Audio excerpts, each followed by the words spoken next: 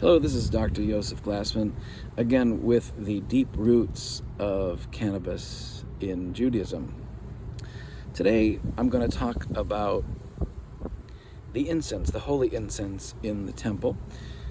We may or may not know that the incense ceremony, which started in the desert, in the Mishkan, in the tabernacle, was a very important, if not central, the most central piece of ritual. It's something that has been lost, but at that time and in the temple after the tabernacle, it was the centerpiece. It was something that was done. The incense lighting ceremony was done every day, twice a day. And a special amount of that incense was saved for Yom Kippur, where the incense was lit in the Holy of Holies, in the most sacred portion of the Mishkan, of the temple, by the Kohen Gadol, the high priest. And the incense was next to the Ark of the Covenant.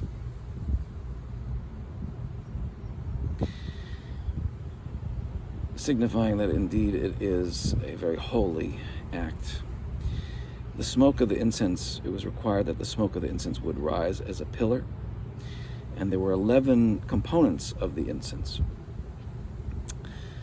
But there was one component that was essential and crucial to make that incense kosher, to make the incense burn in a way that the smoke would rise like a pillar.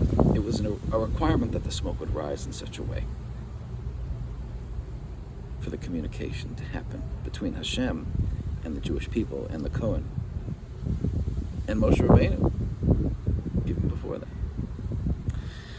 This spice, so to speak, or medicinal spice, was known as Malei Ashan, and this literally translates as the smoke-raising herb.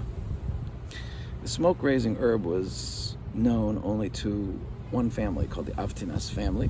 What it was kept a secret, and it was not shared, and that secret was lost to this very day. And it's been hotly debated as to what that was. Nobody really knows.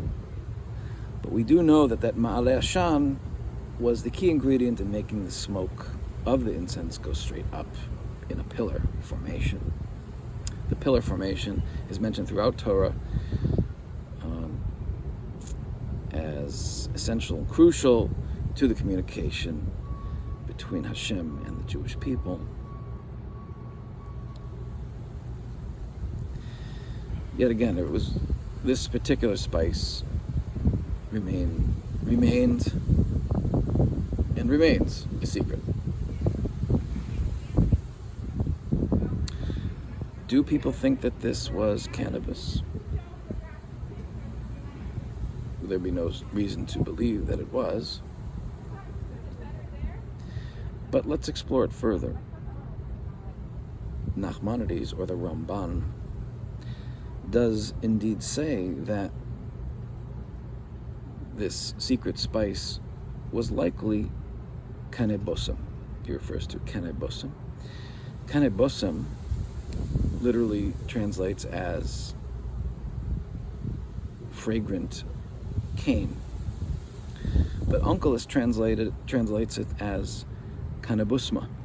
Now it certainly sounds like cannabis, but can you infer just from the sound? Not necessarily. But we do know from our Sefer, our holy text, the Tuv Yerushalayim, that bosem, or in the word cannabosum, bosem, was indeed labeled as such because it was bo-sam. Inside it was a sam. A sam is a medicine or a drug, and certainly was a fragrant drug. And it had a healing property, as did all of the components of the incense. The 11 spices plus the Malei Ashan had a healing element. Certainly it was called Kitorat Hasamim, or the medicinal incense, so to speak. It was a healing incense. It burned and healed the Jewish people by the virtue of the fact that the Shekhinah, or God's presence, would rest on the Jewish people. When the Shekhinah rests on the Jewish people, there's peace and there's healing. When we find out the secret of the Malei Ashan, the secret of the Cannabis, we will find the secret of healing the world.